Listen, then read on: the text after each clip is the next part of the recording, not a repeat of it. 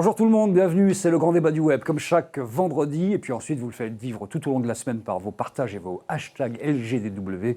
L'actualité pendant 26 minutes, l'actualité connectée avec 3 chroniqueurs récurrents et un invité de passage que je salue. Il s'agit de Gaël Duval. Salut Gaël. Bonjour. Tu vas bien ? Très très bien. Fondateur de jechange.fr, créateur de la French Touch Conference qui se balade entre New York, San Francisco et maintenant Paris, ce sera au mois de juin prochain. Oui. Et puis légèrement impliqué dans la vie politique ces derniers temps, on peut le dire. Il fait partie un peu du premier cercle de celui dont on dit qu'il pourrait peut-être être le nouveau président de la République dans quelques jours. Il a quelques chances de devenir. En tout cas, merci d'être là. Autour de la table, on a à côté de toi Damien Douany. Salut Damien. Bonjour Bertrand. Fada Social Agency, toujours. Wiscop TV aussi. Également, et plein d'autres choses. Entre autres. Et toujours les plus beaux t-shirts de la planète. Écoute, j'essaye régulièrement d'amener ma collection de t-shirts, c'est plutôt sympa. C'est plutôt sympa. En face, Clotilde Provost, toujours la méthode. Salut Clotilde. Ça va ? Clotilde est très très scolaire en fait, avec son petit calepin et son petit papier. Et elle note au fur et à mesure. Et elle nous fait un débriefing. C'est plus beau calepin. Le pire, c'est le débriefing de la maîtresse à la fin de l'émission. Ça, c'était pas bien, ça, j'ai noté. Merci. Clotilde la méthode qui apprend notamment à des entrepreneurs comment faire dans un process pour y arriver rapidement, en fait. C'est un petit peu ça. Voilà, avec méthode. Donc. Avec méthode, comme son nom l'indique. Et puis Julien Jacob, l'image, toujours l'image. Oui, Flash. Voilà, pour Uber Eats, pour Nexity, pour Century 21. Et là, on a lancé le Benelux, on lance l'Espagne et bientôt l'Angleterre. Ouais, ça grossit. Hein. Ça va très vite sur ce marché-là de l'image. On est nous-mêmes surpris. Donc, c'est l'image, c'est la photo, c'est la vidéo, c'est le 360. C'est tous les industriels qui ont besoin de valoriser leurs services ou leurs biens. Et aujourd'hui, il n'y a pas de solution industrielle pour ça. Merci d'être là à tous. 3 sujets, donc on parlera évidemment avec Gaël de Je Change et puis de la French Touch Conference tout à l'heure. On va parler du web qui est en train de devenir vocal. Il y a énormément d'interfaces vocales. Est-ce que finalement on ne va pas communiquer, nous, avec le web et via les intelligences artificielles en mode vocal de plus en plus ? C'est quand même ce qui se profile très clairement. Et puis le phénomène Mastodon. Alors Mastodon, c'est quoi ? C'est ce qui... Oui, parce que je le fais à l'anglais quand même. Soyons sérieux. C'est un phénomène de geek. À l'accent d'ailleurs. Ah voilà, tout de suite, l'accent parfait. Vous voyez, le truc. J'aurais dit espagnol. Ça ressemble à ça, c'est ce que vous voyez derrière en fait. Et c'est, ça ressemble à Twitter en effet. Et on peut écrire 500 signes. Et alors c'est quand même un truc un peu de geek. C'est une plateforme, Twitter, qui est open source.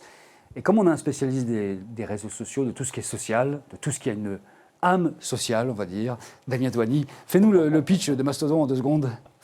Mastodon, c'est un Twitter open source qui ressemble visuellement à TweetDeck.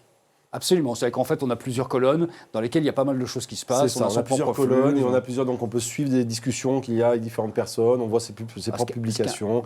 C'est Twitter avec 500 caractères au lieu de 140 et donc en version open source, autrement dit chacun peut ouvrir son petit Twitter à lui dans un coin et le connecter à un grand On peut créer son propre Twitter, c'est un peu ça l'idée. On appelle ça son instance. Voilà, son instance. Parce que, alors là c'est un peu compliqué parce que quand on va sur mastodon.social en fait, on a la possibilité, on vous dit c'est pas ici que ça se passe. C'est ça. Allez donc créer une instance quelque part ailleurs. Là, il y a plein de serveurs, c'est une espèce de collection de serveurs. Et on crée son propre réseau. Mais est-ce qu'on peut importer ses amis de Twitter, par exemple, ou certains ? C'est encore on va dire très balbutiant tout ça. Ce qui est intéressant, c'est que si ça s'est créé maintenant, c'est qu'il y a l'envie d'essayer de faire émerger quelque chose de nouveau. Maintenant, les expériences passées ont montré, par exemple, avec Diaspora, replongez-vous dans le web, il y a 2-3 ans, on disait « Ouais, c'est le concurrent de Facebook !» Mais bon, mais c'était le même principe, et que je trouve hyper intéressant. Moi, j'adore l'open source, donc je trouve ça génial de se dire il y a des gens qui ouvrent des instances, on crée des systèmes décentralisés, on essaie de reprendre la main sur les conversations, parce qu'aujourd'hui, ça a été très pollué, on l'a vu pendant la période présidentielle. Twitter est devenu un fatras de bruit pas possible, qui faisait qu'au final, on n'arrivait plus à suivre une information. Donc, je trouve intéressant et symptomatique la création de ce genre de choses-là. Justement, Gaël, puisque tu as été à côté d'Emmanuel Macron, est-ce que vous avez considéré Twitter comme étant un truc qui était compliqué à comprendre dans cette campagne parce que tout d'un coup il y a tellement de bruit, tellement de... Non, c'était pas compliqué à comprendre, c'était stratégique de le maîtriser et d'être capable de faire passer le bon message et surtout de lutter contre ce qui est la plaie des réseaux sociaux, c'est les fake news. Pourquoi ? Parce qu'il suffit que n'importe qui publie n'importe quoi pour que ça soit relayé sans être vérifié, sans être contrôlé. Et donc l'enjeu majeur du digital par rapport à une campagne telle qu'on l'a vécue et telle qu'on la vit, c'est lutter contre le fake news et lutter contre une bonne propagation de l'information. Donc il n'y avait pas un problème de brouhaha, il y avait juste un problème de comment on arrive à faire passer le bon message et à contrer les mauvais messages. Voilà. Ça c'est la grosse difficulté du moment. C'est l'énorme difficulté, l'énorme enjeu des démocraties. On voit bien qu'aux États-Unis, Trump a énormément surfé là-dessus pour gagner justement sur les réseaux sociaux, là où Hillary avait une campagne beaucoup plus policée. Jusqu'à jusqu'à présent, ça se passe bien. On a été victime, dans le cadre du mouvement En Marche, de beaucoup d'attaques et même d'attaques de forces étrangères, russes en particulier. Donc, c'est des choses qui sont extrêmement compliquées à maîtriser. Après, ça fait partie de la règle du jeu. Donc, le truc qui est intéressant quand on compare avec les États-Unis, c'est qu'on n'en est pas à leur niveau d'usage. On a vu, depuis les 15 ans qu'on est là-dedans, on voit qu'il y a des coups de boutoir successifs, qu'il y a un espèce de ras-le-bol. Et le ras-le-bol sur Facebook, il faut le dire, il y a quand même, sur Facebook et sur Twitter, c'est quand même deux choses. C'est les marques et maintenant les partis politiques qui investissent cet espace de manière massive. Deux, la monétisation qui reste quand même un problème du côté utilisateur. Grosso modo, c'est vous le produit. Et que, souvenez-vous de MySpace quand même, MySpace qui à l'époque était le truc incroyable, etc., qui s'est fait détrôner. Il y a eu plusieurs coups de boutoir, de petits trucs comme ça qui sont arrivés. Et moi je pense que là c'est mûr. J'ai aucune idée de savoir si, parce qu'en fait c'est un gamin qui a développé ça, je pense, en 2-3 semaines en Allemagne. Mais par contre je pense que le timing il est réel, c'est-à-dire que Twitter et Facebook sont arrivés à leurs limites, précisément parce que la monétisation est tellement délirante, notamment sur les données personnelles, et que les partis politiques, et que les marques, pour le coup, maintenant ont compris le truc, et donc ils vont, et donc c'est un truc qui devient surtout que sur totalement Twitter aujourd'hui, on vous donne ce qu'on pense, vous avez envie de regarder, d'une certaine façon. Le filter bubble. Alors que Mastodon veut dénouer ce truc-là, c'est-à-dire avoir une parole qui soit plus passée par des Facebook, filtres. Twitter, sont devenus des centres commerciaux. Donc autrement dit, les gens, l'endroit où tout le monde se retrouve et où on vous vend des trucs. C'est bien ou pas bien, on s'en fiche, ça existe. Ce qui est intéressant, c'est de voir des gens qui se disent on va recréer des bars de quartier. On va se refaire des petits coins à nous, bien sympa. On sera peut-être qu'entre nous, mais ça va être à la cool. Et ça peut très bien vivre à côté. Est-ce que ça peut détrôner ? Je sais pas. Mais dans tous les cas de figure, c'est symptomatique de quelque chose. Ça, c'est évident. Après, l'expérience utilisateur, comme on dit en gros, la simplicité, le fait que, etc., fait quand même c'est pas fluide, donc c'est pas forcément à la portée de tout le monde, mais c'est hyper intéressant de voir, et j'ai l'impression de me retrouver effectivement 10 ans en arrière, quand le tout premier Twitter, quand on regarde, ça ressemblait à rien. Tu as un compte ? Non, mais j'ai voulu essayer hier soir, et c'était bloqué, c'était fermé. Bon. Il y avait trop de monde. Si vous voulez, voilà, c'est voilà. Gaël, un compte ? Non, j'ai pas encore de compte. Bon voilà, donc en fait, il y a je vais encore aller de la regarder. marge. Mais 200 000 personnes pour l'instant sur Mastodon, il y en a 300 millions sur Twitter, il y a encore un tout petit peu de marge. Il faut savoir que Mastodon, c'est aussi un groupe de heavy metal américain, et que quand on cherche sur Google, c'est plutôt le groupe de heavy metal pour l'instant qui l'emporte. Et il y a 2 endroits pour aller, donc mastodon.social, ensuite il y a Mastodon Bridge. Ça, c'est pour importer ses abonnés Twitter, pour ceux à qui ça manquerait. Et puis, il y a un annuaire qui s'appelle Mastory, qui a été créé par un Français. Vous savez à peu près qui fait quoi sur Mastodon. On parle du deuxième sujet, le web va-t-il devenir vocal ? Cette émission, elle est déjà beaucoup, puisque ça blablate pas mal, mais c'est quand même le principe même de ces 26 minutes. On a aujourd'hui plein de trucs. On a Tribe, on a WhatsApp, qui sont des applications qui permettent d'envoyer des messages comme ça, en mode un peu talkie-walkie. Je t'envoie un message, et tu me réponds quand tu peux, quand tu es connecté. Il y a les interfaces mobiles en intelligence artificielle. Alors là, on les connaît tous. Il y a Siri, Alexa, Cortana, Google Now, Vive et j'en passe, et de moins bonnes certainement. Et en fait, on est tous en train de changer notre façon de fonctionner. Est-ce que tu sens ça, toi, Gaël, cette façon de fonctionner ?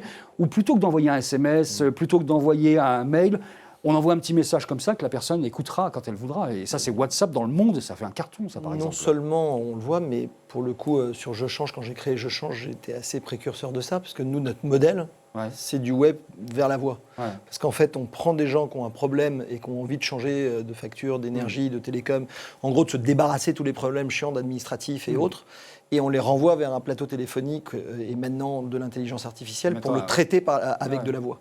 Donc c'est un mouvement de fond et naturel de l'usage d'un appareil qui a vocation sans doute à disparaître. Donc la vraie question, c'est plutôt qu'est-ce qu'on va faire des applis, parce qu'à un moment donné, quand on va avoir une communication voix vers machine et avec un traitement derrière, qu'est-ce qui va se passer sur l'écran et les applis, mais c'est un mouvement de fond. Les premières boîtes à créer un bot Messenger, en fait, et Facebook aujourd'hui vise aussi l'audio dans Messenger. On a été un des premiers effectivement à utiliser le bot Messenger pour orienter les utilisateurs vers notre plateau de transformation et de souscription aux abonnements.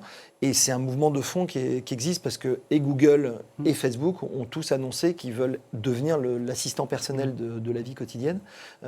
C'est le positionnement de Je Change sur le domaine des factures courantes et de toutes les problématiques administratives, puisqu'on se débarrasse de tout ça, enfin on débarrasse les gens de tout ça, mais c'est un mouvement de fond naturel de l'ensemble du web qui est de s'orienter vers ça. C'est ce que veulent faire les plateformes de voyage, c'est ce que veulent faire l'ensemble. Tu penses qu'on va communiquer vraiment, y compris avec des intelligences artificielles, en vocal, et qu'on aura une réponse vocale intéressante ? On aura une réponse vocale, on aura un traitement vocal. Il y a eu des expériences aux États-Unis avec des services de location de tables sur OpenTable, avec une fusion entre Facebook et OpenTable sur les réservations. vous appelez, vous dites je veux une table à tel truc, il vous envoie immédiatement un email pour vous dire c'est bon, c'est réservé. Le sujet, c'est pas la reconnaissance vocale, qui est un truc qui fonctionne très bien depuis très longtemps. Le vrai sujet, en fait, c'est le chatbot qui est derrière. C'est l'interaction, la et qualité c'est de l'interaction. l'interaction. C'était le problème, parce que la reconnaissance vocale, ça fait 10 ans que ça marche très bien. Je crois même que les ACDIC s'en servent quand vous appelez pour... Je n'ai jamais été aux ACDIC, je ne sais pas, mais donc même l'État aujourd'hui s'en sert. Le vrai truc, c'est le chatbot. Alors ça a été, moi j'étais aussi hyper excité par les chatbots. Il y a une jeune start-up française qui est en train de lancer une création de site web par un chatbot. Donc en fait, ça vous demande c'est quoi votre activité, etc. Et par le chatbot, en fait, vous créez un site web, vous mettez la voix dessus, ça revient au même. Enfin, c'est à peu près la même chose. Mais le vrai enjeu, c'est les chatbots et l'intelligence artificielle avec les chatbots. Excuse-moi, il y a un chiffre qui est hyper intéressant, c'est Google qui disait qu'aujourd'hui 20% de leur usage, quand on appelle OK Google, c'est 20% aujourd'hui, c'est la voix. Sur la voix, moi sur l'usage, c'est que moi je suis effectivement encore avec mes deux pouces, mes deux doigts, alors que mes filles, elles, les index. Oui, non, moi je fais les index. Les filles, les jeunes font les pouces. J'en arrive pas, j'ai essayé. Et maintenant, effectivement, moi. La voix met tout le monde à égalité finalement. Non, c'est pas ça, c'est que, en revanche, à la maison, tout le monde, tu as l'impression qu'il y a une radio en permanence, parce que mes filles sont tout le temps en train d'envoyer ce que tu dis, les messages vocaux tout le temps. Donc tu as l'impression que tu dis, mais elle est encore au téléphone. Non, elle envoie à tous ses copains des petits messages de 10 secondes. Mais donc, du coup, moi, la question que je me pose, c'est que autant ça va vite à lire un petit SMS, mais quand elle m'envoie des messages vocaux, il faut que tu écoutes. Et c'est la réception me pose problème, parce que la réception, tu perds du temps. L'émetteur, oui, va vite, mais le récepteur... Si tu te reçois 25 messages vocaux de 10 secondes... Les ados, ils ont le temps, c'est le plaisir de s'écouter les autres. Est-ce que tu penses que ça peut être tendu au téléphone, rappelle-toi, est-ce que ça peut être fluidifiant, entre guillemets, dans une boîte, par exemple, dans une entreprise? Est-ce qu'on peut se balancer des petits messages comme ça? Est-ce que ça peut être un nouveau mode de collaboration? Non, parce que ça te prend du temps d'écouter, alors que lire va beaucoup moins que plus de vite. lire un mail un peu chiant et long, quand même. Donc, ce qu'il faudrait, c'est que ton message vocal soit traduit et que tu le lises. Tu as des services qui de plus en plus vont dans ce sens-là. Nous, c'est ce qu'on a aujourd'hui chez Je Change. Et c'est des traitements de données. Notre plateau aujourd'hui retranscrit par écrit l'essentiel des conversations qui nous servent de contrôle qualité, qui nous servent de fait. C'est des choses qui sont appliquées dans les call centers depuis très longtemps. Et donc c'est quelque chose qui est fait, qui même aujourd'hui avec de l'intelligence artificielle reconnaît les problématiques de mots, les problématiques de situation, les augmentations de volume sonore, etc., etc. Donc on a aujourd'hui des applicatifs. Le vrai enjeu, c'est la brique homme-machine qui va être mise entre l'usage de la voix et l'optimisation du service qui est derrière. Donc, c'est comment on va faire gagner du temps, comment on va essayer d'optimiser les choses, comment derrière ça va être transcrit. En tout cas, ce qui est certain, c'est qu'en termes d'usage, les gens ont de moins en moins envie de perdre du temps à taper, etc., et ont envie d'une relation humaine ou déshumanisée par de l'intelligence artificielle, mais dans tous les cas, qui soit... Pas déshumanisée, non humaine, en fait, plutôt. Ouais. Mais pas déshumanisée, je suis d'accord. Est-ce que vous pensez vraiment que cette histoire-là va prendre? C'est-à-dire que le fait que tout d'un coup, on appuie sur un bouton... La complémentarité aura l'écrit, c'est ça que je veux dire, c'est que... Tu auras toujours de l'écrit. Et puis il y a encore plein d'efforts, de possibilités sur la techno, notamment il y a Diavalé, la boîte française là, qui travaille là-dessus. C'est-à-dire que de la reconnaissance, que tu n'as pas besoin d'appuyer sur ton truc, et en fait ça reconnaît ta voix. Et donc comme ça reconnaît ta voix, quand tu parles, ça s'active directement, ou tu n'as pas besoin d'aller appuyer. Donc il y a encore aussi plein de choses à faire côté hardware. Pour lancer le message. Après, la reconnaissance vocale, ça c'est le loin. vocal multiplié par la reconnaissance vocale multipliée par l'intelligence artificielle, est-ce que tout ça, c'est pas un peu la mort annoncée pour le coup du mail? Enfin, parce que quand même, ça dépend des un peu usages. fatigant. Là, tu vois sous un angle pro, mais regarde tous les usages. Tu citais Cortana, Alexa, Siri. On pourrait citer aussi Orange qui a lancé le sien avec Jingo. En gros, le principe c'est quoi? C'est d'interagir naturellement avec sa maison. Donc en gros, c'est plutôt d'appuyer sur un bouton ou un interrupteur, tu parles. Et ce que je trouve génial, c'est si tu fais un lien ou un parallèle, j'adore souvent faire ça avec la science-fiction. Dans les films, ce qu'on voit depuis des années, etc. Le côté je parle à la machine, on l'a vu dans les années HAL, ce genre de choses-là. Le truc, c'est l'interaction, c'était uniquement la voix. Et donc on est en train d'arriver là-dessus. Et donc quelque part, il y a une dimension un peu magique liée à tout ça et naturelle à la fois. C'est tellement naturel de parler. Donc oui, effectivement, la mort du mail, peut-être. Je sais pas, il faudra toujours, je pense, avoir des logiques de traces écrites, tu le disais, pour des questions de qualité. Mais par contre, en termes de fluidité, d'interaction, ça, oui, très certainement. Alors, comment ça fait pour les gens qui parlent très vite? Ça, je sais pas. Moi, Siri ne me comprend pas, par exemple. C'est vrai? Ah ben oui. Siri ne me comprend pas. Je suis obligée de parler comme ça. Tu l'as bien mis en langue française. Bon, alors ça, c'est un vrai problème qu'il faut C'est pas le soulever meilleur quand non même. plus, Voilà. d'ailleurs. Hein Non, mais c'est pas le meilleur non plus. Mais... Ah non, pardon, alors tu me diras lequel alors. Olivier Bruité, tu as raison aussi, effectivement. C'est vrai, Il y c'est avait, vrai, il y avait un effectivement. sketch très drôle qui tournait sur les réseaux sociaux d'un Écossais qui essayait de parler à un, Oui, un oui, ascenseur britannique. C'était extrêmement drôle. Allez, on parle un petit peu de jechange.fr et puis de la French Touch Conference. On en a déjà parlé de Je Change, tu nous as expliqué comme ça par bribes ce qu'était l'histoire. En fait, c'est une boîte qui a combien d'années? Une bonne dizaine d'années en fait. Hein. Je change. Oui. Oui, on va fêter nos 10 ans Ouais. cette année. Et alors, c'est devenu 110 personnes, 10 millions d'euros de chiffre d'affaires. Un peu c'est- plus même, oui. Ouais. Et oui, en fait, c'est parti d'une idée toute simple, c'est que j'étais en train de déménager et j'avais besoin de changer mes contrats et j'ai vécu un enfer parce que j'ai dû appeler 12 fois les 12 opérateurs, répéter 25 fois mon nom, mon prénom, mon code bancaire, etc. Et j'ai rêvé de me dire, mais si j'avais quelqu'un qui était capable de me centraliser tout ça et de me le gérer, quel temps gagner et quel service. Donc j'ai lancé ce service-là avec une volonté d'être en fait l'assistant personnel des démarches administratives. Donc il y en a qui en ont fait des phobies, donc on essaye de les aider. Et le service, c'est vous êtes beaucoup en train de déménager, donc vous changez d'assurance, de banque, d'énergie, de télécom, et on a un seul interlocuteur qui va être capable de vous accompagner, de vous comparer les offres, de vous proposer la meilleure, et ensuite, à partir de là, de vous faire directement souscrire, résilier Donc l'ancienne. un opérateur humain ou une intelligence artificielle. Exactement. finalement. Et Ouais, c'est ça gratuit, prend- parce ouais. qu'en fait, ça coûte zéro pour l'utilisateur, puisqu'on est payé par la personne à qui on apporte le contrat. Et on a la capacité ensuite de le faire sur tous les... Le budget contraint, qui est quand même un budget énorme, parce que quand on voit dans les ménages aujourd'hui, c'est plus de 30% des revenus. Parce qu'une fois que vous avez payé le loyer, vous êtes obligé d'avoir une assurance, vous êtes obligé d'avoir de l'électricité, vous êtes obligé d'avoir de la DSL, vous êtes obligé d'avoir un téléphone. Donc on a quand même plus toutes les assurances qui sont assurance emprunteur, auto et autres. Donc c'est des budgets qui sont extrêmement conséquents dans une famille. Et donc je travaille là-dessus, sur l'amélioration du pouvoir d'achat et sur le fait de se décharger totalement de la paperasse et de tous les embêtements qui sont liés Combien de à personnes tout ça. utilisent ce service là aujourd'hui? Bah aujourd'hui, on a fait plusieurs millions de contrats depuis qu'on existe, puisque maintenant ça va faire 10 ans. On a eu 2-3 années où c'était un peu compliqué parce qu'on n'avait pas trouvé le business model. Maintenant, ça marche très bien. On fait plusieurs centaines de milliers de contrats par an, je ne préfère pas donner le chiffre, mais, et on a une volonté maintenant à la fois de s'étendre à l'international, puisqu'on a ouvert l'Espagne, on a ouvert la Belgique, et puis aussi de s'attaquer à d'autres problématiques d'administration qui sont extrêmement chiants, et qu'on a envie de déléguer à une sorte de Gemini Cricket qui est capable de vous le gérer tout seul. Et Voilà. puis la volonté de faire du buzz, ce que vous avez commencé à faire avec le déménagement de François Hollande, en disant bah, écoutez, Exactement. Monsieur le Président, on va vous s'occuper de votre déménagement. Exactement, on a fait une petite Qui opération de connaissant buzz qui les marche bien. incohérences politiques Voilà. et en plus pour de l'humour. Alors, pour le j'ai coup. essayé de le faire de façon totalement indépendante parce qu'on avait déjà fait le coup quand Hollande était arrivé il y a 5 ans. On avait acheté une petite page de pub pour dire à Nicolas Sarkozy que le changement c'était maintenant qu'on allait s'occuper de ses factures. Mais là, on a été un tout petit peu plus loin dans la campagne puisqu'on a lancé un hashtag qui s'appelle François Déménage. On a pris plusieurs pages de pub dans la presse, on a fait un petit film viral et là on est en train d'essayer de quasiment faire en sorte qu'ils répondent à notre appel. Donc si on peut là tous retweeter François Déménage et nous aider à l'avoir comme client, on adorerait l'installer en Corrèze et montrer que ben voilà, nous on a inversé la courbe du chômage à Agen avec, dans le Lot-et-Garonne parce que la société Ouais, est basée là-bas. La boîte est là-bas, ouais. Exactement, suite à une belle rencontre entrepreneuriale. Et donc avec Je Change, on a cette volonté d'aider les gens à ne plus s'occuper de leur paperasse et de leurs problématiques administratives. Vous êtes dans le... Moi, Vas-y. j'avais une question du coup sur le business model parce que grâce à toi, j'ai découvert ce nouveau service qui m'intéresse fortement à titre personnel.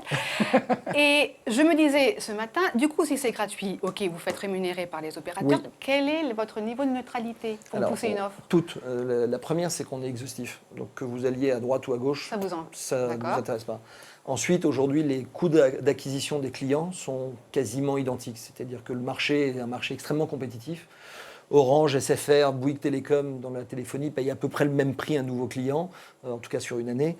Donc à part se faire prendre la main dans le pot de confiture parce qu'on aurait favorisé un service plutôt qu'un autre, ça n'a aucun intérêt pour nous. D'accord. Donc on est vraiment orienté sur l'intérêt du client. Et puis en plus, on ne vous voit pas tout le temps. Parce que c'est pas tous les jours que les gens déménagent et s'occupent de ce sujet-là. Donc si on commençait en plus à favoriser un client au détriment d'un autre, ça fait longtemps qu'on serait mort, vu la transparence de la toile qu'aurait dit qu'on était le bras armé d'un opérateur ou d'un autre. Donc on a plutôt intérêt à bien s'occuper de notre client, à faire bien économiser tout ce qu'il faut, parce qu'on ne le revoit pas généralement en moyenne avant 3 ou 4 ans. Aujourd'hui, c'est quel marché? Quand je dis marché au sens, ça peut être opérateur téléphonique, c'est assurance, banque peut-être? Bah, C'est nous- quoi aussi aujourd'hui? Vous adressez qui? Nous, on s'adresse sur tous les secteurs, mais là où on est le plus fort, c'est télécom, énergie et assurance, habitation. Et plutôt pas mauvais maintenant en assurance emprunteur et totalement pas bon en assurance auto parce qu'il y a des gros comparateurs qui ont mis beaucoup d'argent sur la table et qui nous ont empêché un peu d'émerger, sachant qu'eux ont un modèle où ils ne gagnent pas vraiment d'argent aujourd'hui. Et les banques là-dedans, parce qu'il les banques, il y a des banques, il y a des nouvelles banques qui apparaissent. Exactement. Il y a des banques, il y a la loi, Macron d'ailleurs, qui a fait qu'on peut maintenant changer comme on veut de banque. Ouais. C'est quelque chose qui est en train d'émerger où les Français sont très attachés à leur banque, où ils n'ont pas encore compris qu'ils pouvaient changer. Alors ils disent c'est partout pareil. C'est un truc. Non, ils ont totalement conscience que c'est trop cher. Ils ont totalement conscience qu'il faut le faire. Ils n'ont pas envie. Que c'est compliqué. Ils n'ont pas envie de s'en occuper. Voilà. C'est ça, non, mais ça c'est vrai. Exactement. Ils n'ont pas envie parce que ça leur paraît compliqué, ça leur paraît complexe. Ils n'ont généralement pas la possibilité de le faire parce que ils ont une relation bancaire qui est liée à des emprunts immobiliers, à des choses qui sont assez compliquées. Donc, généralement, ils sont ça. Et puis après, il y a un aspect psychologique qui est une réalité française au détriment des anglo-saxons. C'est que le rapport au banquier n'est pas du tout le même en France que dans les pays américains. Aux États-Unis, un banquier, c'est quelqu'un qui gère votre argent et qui est là pour être à votre service de votre argent. En France, on a un rapport de dépendance au banquier qui est, excusez-moi de vous demander pardon, est-ce que je pourrais par hasard, s'il vous plaît, etc. Donc il y a, à mon avis, un changement qui va apparaître beaucoup grâce à la digitalisation du process et à l'ubérisation des plateformes. Là, Orange Bank vient de lancer sa banque avec une volonté de tout faire exploser. Avec les néobanques. On va parler de la French Touch Conference et assez rapidement parce que, évidemment, comme d'habitude, on est largement en train de déborder. Mais on aime papoter, on est oui, bien ici. On a toujours des invités intéressants. La French Touch Conference, tu l'as lancée il y a 3 ans. Il y a eu 4 éditions à New York. En fait, l'idée, c'était d'emmener un peu l'écosystème français, rencontrer l'écosystème américain de New York et voir comment il pouvait y avoir des passerelles entre les startups, les investisseurs, tous les acteurs majeurs. Il y a eu un événement à San Francisco, ça c'était pour la première fois en janvier. Ouais. Il y a un premier événement à Paris, c'est la première fois que ça se passe donc au mois de juin, juste avant de retourner à New York fin juin d'ailleurs, avec des pitchs dans l'avion. Ce sera le 26 juin, ça. Pourquoi Paris, en fait? C'est un projet qui me tient énormément à cœur parce que tout ça a été lancé à un contexte qui était de French bashing absolu, de la vente de Dailymotion, d'une image d'un écosystème qui ne correspondait pas à ma réalité, à notre réalité à nous tous, qui est de voir des gens passionnants, des entrepreneurs très ambitieux et d'avoir des boîtes françaises qui sont quand même assez innovantes et autres. Et donc l'idée était un peu de communiquer tout ça vis-à-vis de l'étranger, de favoriser une meilleure image de l'écosystème et puis de faire du business. Donc on en a fait 3. Les 3 ont cartonné parce qu'on a fait plus de 12 millions d'euros de levée de fonds auprès de startups qui sont venus, qui ont rencontré des investisseurs, parfois américains, parfois français. Sélectionniste, par exemple, c'est une petite boîte française qui a gagné le premier concours de startup de la French Touch Conference et qui a gagné la possibilité de rencontrer des investisseurs américains. Et un des investisseurs américains a mis de l'argent dedans. Donc on est très fiers et très heureux de ça. Briga, qui est un fonds, après son premier deal à la French Touch Conference, etc. Donc en fait, on a amplifié la conférence qui a lieu tous les ans à New York. On en a fait une à San Francisco en mode plus fermé pour rencontrer et être beaucoup plus business. On a fait l'année dernière un premier coup qui était de privatiser un avion Open Sky et de faire un concours de start-up dans l'avion. Le concept était très simple, c'est 7 heures, 7 start-up, 7 membres du jury et vous avez le durée de vol pour lever de l'argent. Donc ça a cartonné parce qu'en plus, le gagnant... Est-ce qu'on pouvait s'enfermer dans les toilettes si on voulait éviter certaines choses? Ouais, on ne pouvait pas faire ça. Et en fait, le gagnant a levé là plus de 4 millions d'euros, donc c'est une très belle réussite. Et Paris, pourquoi Paris? Tout simplement parce qu'en fait, on voulait à Paris faire le contraire. C'est-à-dire, on voulait mettre en avant ce qui est une première historique depuis la Révolution, c'est qu'il y a une diaspora française. C'est-à-dire qu'aujourd'hui, de par la capacité des gens d'aller monter des boîtes, de par la situation économique française, il y a toute une génération de gens qui sont partis à l'étranger, qui ont monté des boîtes incroyables. Et il y a toute une génération de Français qui ont monté des sublimes boîtes dans les 4 coins de la planète. Et moi, j'en ai rencontré quelques-uns, des gens qui étaient, quand on les cite ici, totalement inconnus, que personne n'a jamais vus. Et on s'est dit, ça serait bien de mettre ça en avant, avec une volonté à la fois qui serve de Sherpa pour ceux qui ont envie de partir à l'étranger, en Asie, en Amérique, ou bien en Afrique, ou même en Angleterre, parce qu'il y en a beaucoup en Angleterre, et d'être capable de leur servir d'écrin, de reprendre contact avec la communauté française, où parfois ils sont un peu déconnectés, et puis aussi de les mettre à jour sur notre réalité, parce que le vrai problème des diasporas, c'est que généralement ils parlent de la France qu'ils ont connue quand ils sont partis, et elle ne correspond pas réellement à ce qu'ils ont aujourd'hui. Et comme on a une volonté d'être dans un discours ultra positif et ultra volontariste, ce qu'on veut leur dire, c'est qu'on est devenu le premier pays dans lequel il y a des investissements de la tech en Europe. On va avoir le premier incubateur mondial de la tech qui va s'installer en France.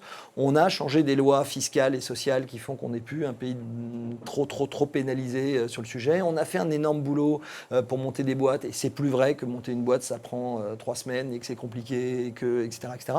Donc ce qu'on veut essayer de dire, c'est ayez un autre regard aussi sur votre propre écosystème dont vous venez, et c'est pas parce que vous avez brillamment réussi à l'étranger que vous devez pour autant véhiculer une image qui est fausse.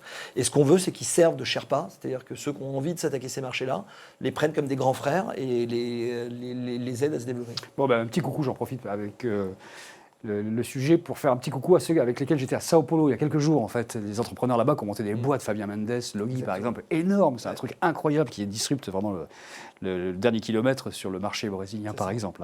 French Touch Conférence, ça fait penser à French Touch, qui fait lui-même penser à un ancien secrétaire d'État au numérique. Le terme a commencé à émerger, French Tech, French Touch et compagnie. C'est toi le prochain secrétaire d'État au numérique? Pas du tout. Non. Alors, tu peux y aller, mais vraiment, il y a deux raisons à ça. D'abord, parce que j'ai un boulot passionnant qui est Je Change et j'ai pas fini ma route et je suis extrêmement impliqué dedans.